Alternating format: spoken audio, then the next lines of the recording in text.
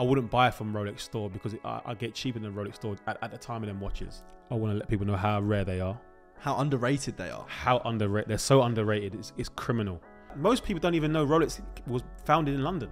I didn't know that. You didn't even know that. You told me that. Yeah, I told you that. In 1905, Rolex was founded in London. No one even knows that. I think like some watches have come down. Not every watch has come down. No, but the watch market's had about, I would say, like a 5 to 10% watch correction. Keeping it moving, keeping it moving. What are we doing if we ain't moving?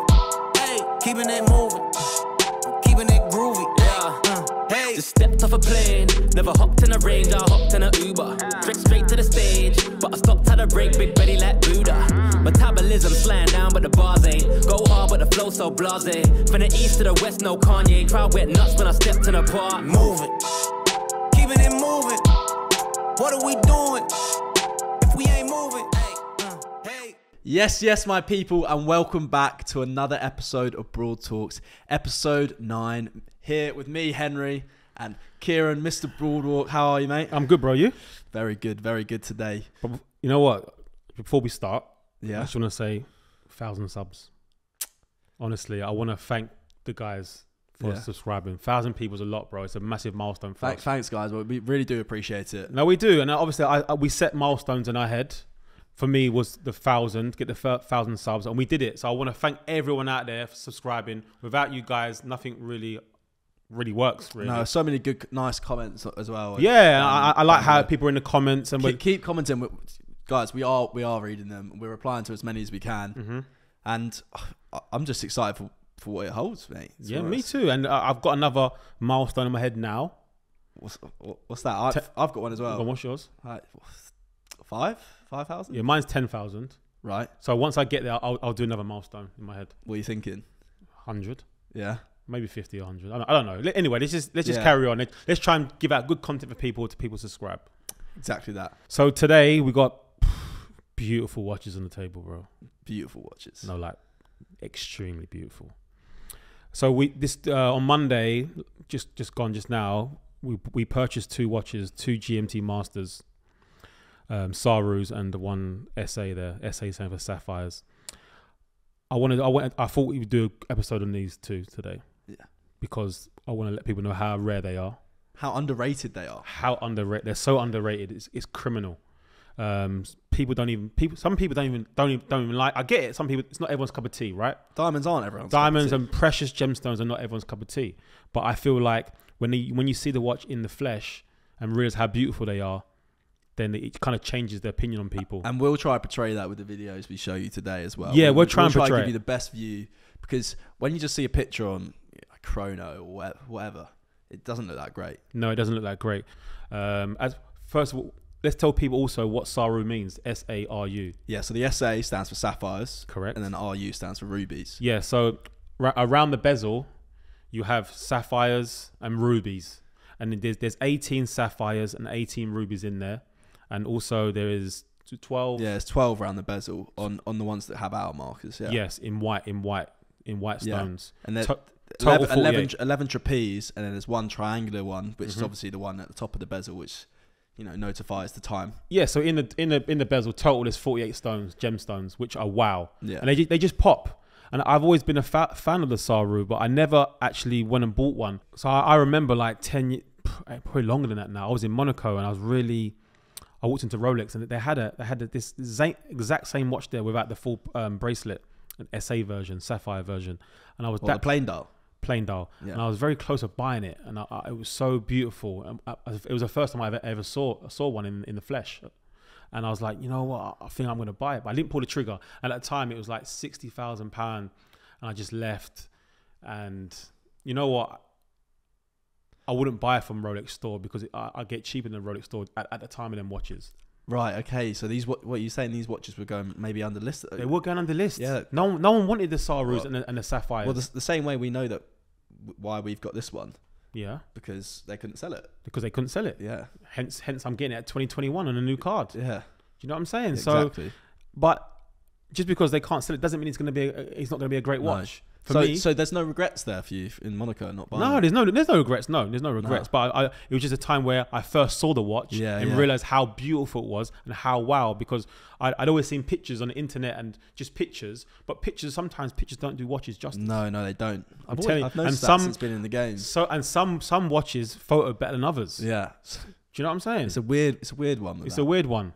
But these do photo. I think they photo well. Well, we're going to take some good photos. We're going to take some good photos and pull it up in the video. So should we go into let's go into the GMT Masters, the history of it, and the history of it before we get into like the gory details. Yeah. So we know that the GMT Master first came out in 1950s, right? Yeah. Around 1954. Yes, and it was commissioned. I think it's Pan America Airlines. Yeah. Went to Rolex and said, "Can you basically make us a watch?" Yeah, a bit of a collab to help all the pilots. Yeah, so they wanted it to make for the pilots and the crew, so they could retime in different time zones. I think a lot of people as well who have Rolex GMTs, like the Pepsi, the Batmans now, I don't think they actually know their watch is basically a travel time. Yeah.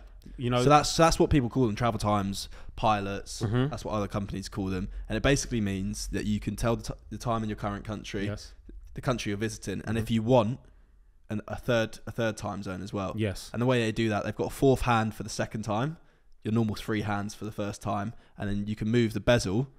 Not on them ones, because not on these ones. Well, you can move the bezel on them ones. But on normal GMTs, not the gem set ones, you can move the bezel and tell the time in a third country. Well, you can move the bezel on these ones, but obviously because they're covered in sapphires, they're not covered in 24 hours. It's hard to read it. Yeah, so the normal GMTs like the Batmans and Pepsis, they've got a 24-hour bezel. Yes. Whereas these ones, they've only got 12, so they've only got 12 hours. So also the first ever SARU that ever came out was in the mid 1980s. Was it early 80s? I think it's early 80s or mid 80s. The first ever SARU, reference 16758. And there's something different about this one in comparison to the ones that we've got. Presidential bracelet. The first one was a presidential bracelet.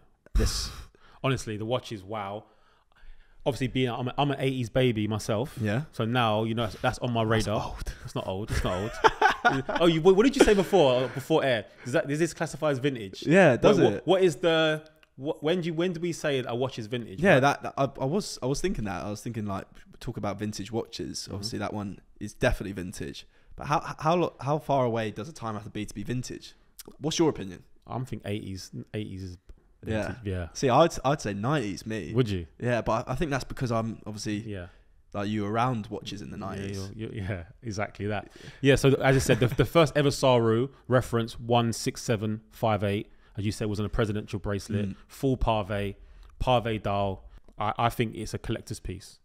Yeah, it's got so many different avenues to it now. So you got collector's piece. There's barely any of them around. Vintage. And one thing that we need to mention about all these gem cut Rolexes, handmade, which is very important. Other Rolexes, they're put into a machine and they can make loads, but you got to think about how many less they can make when it has to be handmade by a Rolex watchmaker. They spend a lot of time. Someone told me that 2 weeks of the year the whole factory make gemstone watches. Yeah. And the other 50, they're just they're just controlling the machines. Make the others. Well, I think obviously Rolex, they use machines to make their watches, but I'm sure that they still use men to assemble the movements. Yeah. Which obviously the watchmaker, the detail, which is understandable. Yeah, but just like all the case and that just means every single diamond in these watches are all hand placed. Yeah. So the first GMT Master II SARU came out in 2006. Reference changed. 1-1. An extra 1. Yeah, so it's the same, but they've just added an extra 1. Extra 1 for GMT Master II, obviously. Yeah. And that came out in 2006 in yellow gold, the very first one. SARU, correct? Yes. And also when it came out in 2006 in yellow gold, they brought out 2 more. 2 more. They had siblings. The one we got here. The reference 116758 SA. SA representing sapphires. Yeah. But then it's got, instead of sapphires and rubies, it's got diamonds on the bezel. It's got diamonds instead. And also the third one, which came out also, was 116758 SANR, which is diamond bezel with black sapphires. So black sapphires. Black sapphires. There's 3 different versions on the bezel. And then each of those versions have 3 different versions. So much combos. So you have full parve dial. Yeah. You can have full bracelet. Also known as the full Monty. The full Monty. Everything. Lugs. Yeah. Crown guards, all diamonds. That's called the full Monty. So the lugs, these bits right here, for those that don't know, and then the crown guards are obviously the bit that are protecting the crown. Protecting the crown. And then it's got half pave, but it's just people just call it pave. Yeah, it's the dial. The dial's pave. It's plain, pave. Yes. Full Monty. So in 2006, the yellow gold version came out, and after that, in 2007, that's when they released the white gold version. Yeah, special. It's a lovely watch as well. So, but that had all the same different variations. Yeah, SA, same three. SA, same three. So it's actually exactly the same, just in white gold. Exactly the same, but in white gold. And these watches got discontinued in 2014. But go on. This is where it gets interesting. Yeah. Like, quite interesting. So we've come across one, and the one we have. Reason why I bought it. Yeah. Is because this watch here we have. Is dated 2021 on a new card.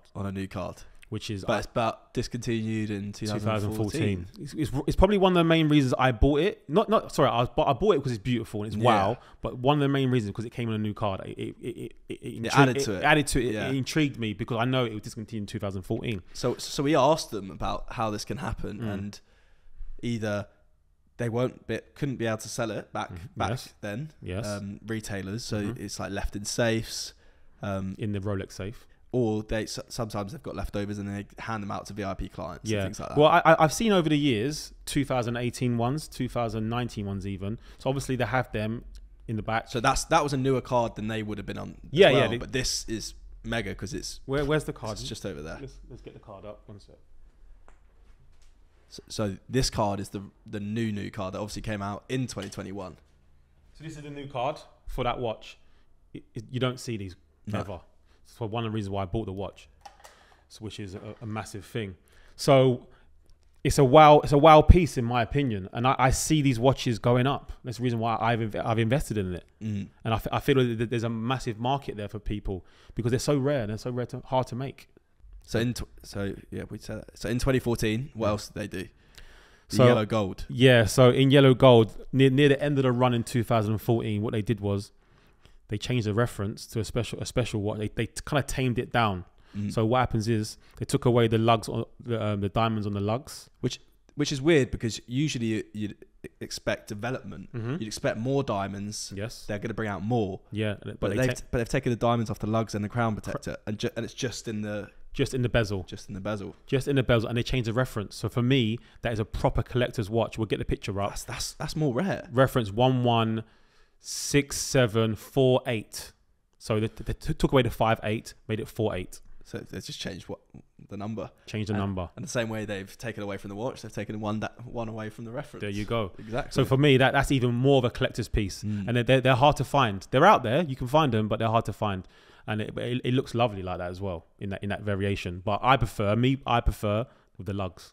Let's see. I reckon I'd have the 48. You know. You for the 48 without the lugs. Really? Yeah. I just think, in my opinion, it's got to be more rare because it is more rare. But I like the look of the lugs with the lugs done and the crown guards. Me personally, I like diamonds. I like it. One I'd prefer to have over both of them though. The Bruce Wayne. Only 20 made. Only 20 pieces made. White gold. 116749. SAB LNR. Sapphires. Black and noir. Nice. It's a beautiful piece, and as you said, 20 pieces very rare to find. I'm sure. And prices must be the reason they've called it the Bruce Wayne is because it has the same colours as the Batman. Yep. But it's just better. Yeah. with black, with black and blue. Yeah. It just looks so much better, and it's more classy. Yeah. And therefore, Bruce Wayne's the classy version of Batman. Facts. And this is mega rare. 20 pieces made. 20 pieces known. Well, apparently it's 20 pieces, so it's obviously a hard watch to come by. Exactly. So I'm gonna be on the hunt for it. I'll try, but I'm sure the. Well, you're trying, mate. I always try and hunt anything. You're trying to collect them all. Pokemon stuff. I am trying. You know what? I'm really trying to nail down a lot of them. Yeah. So the Ever Rose version, which is unbelievable, came out 5 years later in 2019. I think the best of all of them. I think the best of all of them. Me personally, they got visually. They got it perfectly right. The reference 126755 SARU, obviously. And they obviously, they made it in different. Do all three variations. Full Monty, Pave, and plain.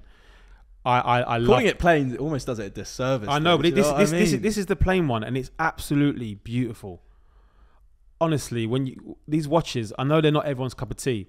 The SARUs have never been people's cup of tea, especially the full bracelets. But until you see them in real life flesh, is when you really understand how beautiful they are. And I've met so many people say, "Oh no, the watch is yuck." I reckon 95% of the world will say, "Nah, not for me" on the SARUs until you actually see it in your face, like even you. Yeah, I think people say that about diamond watches though, just or gem cut watches. And personally, I think that's because of the aftermarket production that's happening right now. Yeah, with all these jewelers that are putting all these stones on dead watches. And all these cheap stones as well. The factory stuff from Rolex is just the best. Factory set's different game. It's a but different ball game. But especially Rolex, the way they do their factory setting and the diamonds they use, the sapphires they use, the colors, the combination. We'll get into the Rolex Daytona Rainbow later, but that is just crazy the way you've done it. As you said, once you get them in front of you, they do convert you. I almost would compare it to Richard Mille, in that sense. It's not a lot of people's cup of tea, but once it grabs you, you're there. Yeah, as I said, the one we got here is the full, not even full. See, even there, this is not completely a full Monty. No. Because we do have a full Pave though, but it's the Daytona. It's a Daytona, but this one has the bracelet. But the dial's not pave, which is lovely. Some people might not want the dial to be full pave and just like a black dial. It's lovely. I love it. One thing I did notice about the difference between this one and the older models, the older models had sapphires as their hour markers, right? Yeah. So on the inside, or the one in the 19. Yeah. So the very first one in 1980s. Yeah. The hour markers had the blue sapphires. So it's interesting that they've changed that, because they've done that again, where they've once again tamed it down for the new. So all the new GMT Master IIs, none of them have the hour markers in sapphires. None of them. I haven't seen one. They brought out a full ice watch, which Cristiano Ronaldo has one. Yeah. Of those. The zebra looking one. The zebra looking one. So that watch was the highest list price watch of all time at one stage. I think it was like £320,000 until the Sky Dweller came out, which you also got, which we also have. So it's a very very very rare watch, completely fully iced out, Sky Dweller meteorite dial. We'll get a picture of it. We'll pop it up. That the list price on that is around £500,000. It's crazy money, but it's worth probably £1 million. Let's sort of talk prices and difference in prices. And let's do the comparison to the Rainbow Daytonas now. Yeah, so the Rainbow Daytona reference 1165 N5 RBO. RBO standing for Rainbow. The bezel is obviously in sapphires in rainbow colors, which is unbelievable. Which also is another great piece of this watch. The hour markers on the inside of the bezel, as you can see, they're baguette. They're baguettes. Yeah, and they're color coordinated to the bezel. To the color of the bezel. And as you've already mentioned, this is a $1 million watch. It's unbelievable. It's unbelievable, but what is it that different? There you go. This is aesthetically, it is unbelievable. But what does a Daytona do that a GMT Master can't do? Me personally, I think a GMT is a better watch than a Daytona. Functionally is a better watch. I know on the eye, Daytona is the iconic watch, right? Everyone the pin up Daytona. It is good looking. But for me, it's got that history about it that everyone knows about it, right? Yeah, and it's got the pushers on the side where the GMT Master don't have the pushers. But for me, the GMT Master telling the time in different time zones is a better function for me. How many times have you ever unscrewed the pusher and used the chronograph? Exactly. How many times have any of you? How many times have anyone done that? I've never ever done that. Exactly. But how many times do you travel to another country? I do it all the time. And the missus back home, and you want to know what time she's getting up, so you could get a FaceTime call. There you go. So it's like, for me, I think that it's the GMT Masters, SARUs, and the full Pave watches are so undervalued. And I see a market there where you can collect them. I think there is a massive gap in the market. I think there's a massive gap there, and I think you can pick them up. You can nick them. This one in particular, the Ever Rose, discontinued now. The not basic one. Yeah. I see this watch hitting £250,000. That's what it should be at. It should be £250,000. It should be $250,000 at the moment. I can see it pushing more after that. But Yeah, I see. I'm talking about the next year. Yeah, I'm in the next year. At the moment, they're at £180,000 at the moment. Yeah. So I see it in the next year, 250. The way watches are going at the moment, and we see like still watches from Patek going for like 200. Yeah. It's like, how's that 180 when it's got all those like diamonds and the sapphires and the rubies? Yeah, and not to take away from those watches, but these watches they are, in my opinion, just. And this one here, I don't know. The world's its oyster, honestly. Really? I don't know where the full Pave Saru can go. I think it could go. For the sake of this watch, I hope they don't bring out a yellow gold version in the next few years when they bring out. What? Oh, the new Saru. No, of the this one. What do you mean yellow gold version? Because you know Everett. Oh, redo the yellow gold version. The yellow, cause yeah, I hope that more and more. Yeah, I hope they don't. But I want them to do the platinum, but it's hard. It's hard for me to price that watch where I see it going that one because it's so. I think 3-4s. Yeah. Yeah. What, 3-4 grand? 100. 300 or 400. Yeah. Right, okay. But honestly, as I said, I've invested in it. Yeah. I believe in it. You're backing it. I'm backing it. I might be wrong. If it is, don't hold me to it. No. Don't come knocking on our doors. But listen, you know me. I Yeah. I go with my gut. You'll hold that till you're 70 years old if it hasn't gone up in price. I'll hold that, yeah, mate. I'll be giving it to my kids. Yeah. Don't worry, that's gonna go up one day. That's gonna be an absolute steal, guys. So if you haven't noticed already in the way they brought these out, let's go through the metals which they brought all these diamond cut Rolexes out. Okay, so they first start yellow gold. Yellow gold Daytona first came out rainbow in 2012. Yellow gold and white gold. They discontinued them straight away, I think within the first year or two. But what was the first two GMT Master diamond cuts they brought out? Yellow gold and white gold. There you go. There's a pattern they tend to use. And then next on the rainbow, they brought out. They brought the rose version. And what did they bring out there? The rose version. So I'm hoping. So now they're brought out a platinum version of the Daytona in 2 or 3 years. Yes. Are we seeing that in platinum? So we should see a GMT Master in platinum. And because they re-released the yellow gold Daytona, we might even see a re-release of the yellow gold on the GMT Master. And this time they might do the hour markers in baguettes. That would be big. That would be a beautiful watch. Imagine. It's crazy how they play around with it, you know, how they have fun with it. You know what? Yeah, they might even ask silly money for that. Of course. Yeah. Well, let's just talk about the platinum Daytona rainbow that's going to come out. That's going to be crazy money. Crazy money. It's going to be more. Platinum. It's going to be more than the rose one. It's going to be heavy. It's going to be heavy. It's going to be well heavy, mate. Yeah. I'm looking forward to it. Get the artwork out. Yeah, I'm looking forward to it. Honestly, I'm looking forward to it. You'll be on the hunt for that one. So the list price on this full Pave Daytona is around £174,000. This watch. How much does the list price vary in the different variations? We haven't got into that. Yeah, we haven't gone into that. So the basic Daytona the plain Daytona rainbow is 92. Not baguette, sorry, the bezel. The bezel. Sapphires and a bezel is £92,000 list price. I'm sure it's £92,000. Yeah. The same variation, but the Pave dial is £106,000, and it takes a big massive jump. Not the Pave dial. It was just the Pave and the bracelet, right? No, Pave and a dial. Yeah, but that's the full Pave, no? This is full Pave. The 106 version is Pave in the dial. Oh my god, £106,000. So there's not too much difference between that and there's three different variations, as you said. Basic, plain, just the bezel, and obviously the lugs and the crown guard. And then it goes the Pave dial, same combination, and then the bracelet.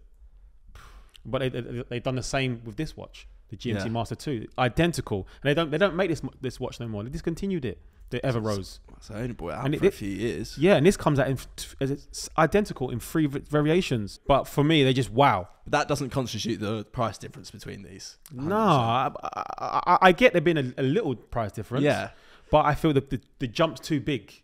This is why I've gone the Saru route and started to buy them up on the sly. Yeah. So I'm not saying copy me, guys, but no, he's not giving you advice. But this is what I'm doing at the moment. I'm trying to find them, especially the reference one with the lugs, no diamonds in the lugs. Yeah, that one's special. And the crown guards. That's my number one to find, I think. The Saru. Yeah. 116748. Yeah. The 48. Yeah, that's the one to find. I'm gonna try and get that. But and obviously if we can, the Bruce Wayne, but I think that's I think the Bruce Wayne would be hard to find. yeah, very hard. But these watches, as you know, they're great. They're not for everyone. No, But I think that's our mission right now. Yeah. Get people more like interested in these, give them more information. That was sort of the plan today with these. Yeah, definitely. That was more the plan. Because I've had a lot of fun this week learning more ever since these came onto our table, like learning more and more about these. Yeah, and me too. Fall in love with them more and more. And we're learning every week about watches. Yeah. It's like when we buy a watch, we research it even more, and it gets you gassed. It proper gets you gassed. But for me, the yellow gold one, this one for me, got me. I know you used the rose. Yeah, one. But I'm just a big fan of Rolex's Ever Rose Gold. Yeah, the Ever Rose is beautiful. Yeah, the secret ingredient. The secret ingredient they do in Geneva. About. What about most people don't even know Rolex was founded in London. I didn't know that. You didn't even know that. You told me that. Yeah, I told you that. In 1905, Rolex was founded in London. No one even knows that. And another thing people don't even know. Switzerland getting all the... They moved to Switzerland, Geneva in 1920. But another thing people don't even know, Rolex is a charity. How many people know Rolex is a charity? I didn't know that. They don't even pay corporation tax. Rolex are getting it in. Rolex, the biggest brand in the world, is a charity. And you know what? Fair play to them. If they're giving away their profits, well, I'm hoping so. Most of their profits are charity is a massive thing. But a lot of people don't even know that. But going back to this watch, I just love it. Yeah. Another thing we didn't say as well about the SARU, what's the nickname of a SARU? The Americans call it. Oh, what? The Patriot. The Patriot. Yeah. Because of the colours. Blue. Yeah, red, white, and blue. It's a nice little nickname, that, isn't it? Yeah. Maybe typical American. I can imagine Rolex even bringing out like little flags, American flag watch. Yeah, I you know what? Going forward, I'm going to be going after these watches. Yeah. Especially if you keep up to date on our Instagrams and our TikToks, things like that, I can guarantee you'll be seeing a lot of these. Yeah, a lot of them. Pumping my money into them. He's gonna go collect them all like a bloody Pokemon. No, but I hope people want to buy them. Yeah. And I feel like my clients when they see them in the flesh, because I always feel you have to see watches in the flesh. And what you need to remember about these, they're only like 11, 12 millimeters thick. Like they are dress watches as well. Yeah, they're 12 millimeters. Go straight under the cuff. Straight under. 40 millimeter watch, perfect size. Yeah. It's a great watch, and obviously it's a sports watch. I think it's 100 meters, water resistant. Yeah. I don't want to go into details because no. But they've all got between one of them's got a 48 hour power reserve. One's got 70. I think that's 70. That's 48. The older one. You don't really need details when you look at it. Yeah, it's all in the eye of these watches. Yeah. It's all about it just. You know what you're getting when it comes to movement of watches and things like that, of Rolex and things like that. They're always getting it right. Yeah, always getting it right. Well, listen, it's been a great show, bro. Honestly, I've really enjoyed it. I hope people at home you've got some sort of information about these watches. That's the main thing I want to give on these podcasts is information and just teaching people about stuff that a lot of people don't know.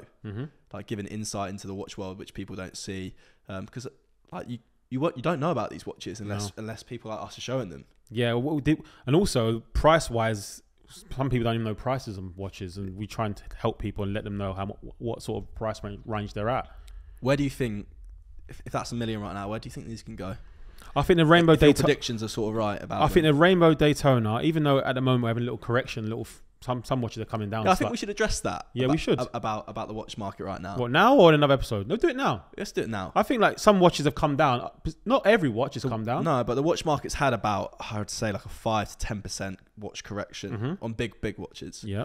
But you got to remember, most of these like Pateks and these Rolexes in the last year, they shot up so much. They've gone up like 150%. Yeah, I think it's great. There's a little correction. It's nice, a little pullback, because it makes it more real. Yeah. Well, not that I know so much about crypto, but it's the same thing that happened with Bitcoin. I can't believe you're comparing watches to crypto. Well, that's what everyone does. But like it went mad. Yeah. Had a massive correction. Yes. And then it ends up going back beyond the point where it went mad. Of course. I remember that's what happened with these watches. We can go back 4 years ago. Patek went boom and it had a massive correction, come back down. And this year gone way past again. So I wouldn't. People out there I wouldn't panic about certain things. I have some clients sending me things saying, it's dropping and things like that. I'm like, it's normal, bro. Well, we saw the Hulk get discontinued, and everyone was like, "This watch is going 25 grand." It got discontinued. Didn't do nothing. It didn't do nothing. Then what happened Now now? what's happened? 25 grand. 25 2 grand. years later. Yes, I wouldn't worry about a little Hold. correction. Just hold. I would say just be a holder. Just be a holder, and it'll all plan out. Ride the wave. Ride the wave. Ride it. If you can afford to hold. Yeah. No one sells at a loss, do they? No. No one sells a house. Well, no one's smart. Yeah. Financial advice with Broadwalk. No, I'm not trying to give no financial I'm not advice. giving no financial advice. Don't hold me accountable. Guys, thanks for watching another episode. Please like and subscribe, share, put that notification bell on, and we'll catch you next time.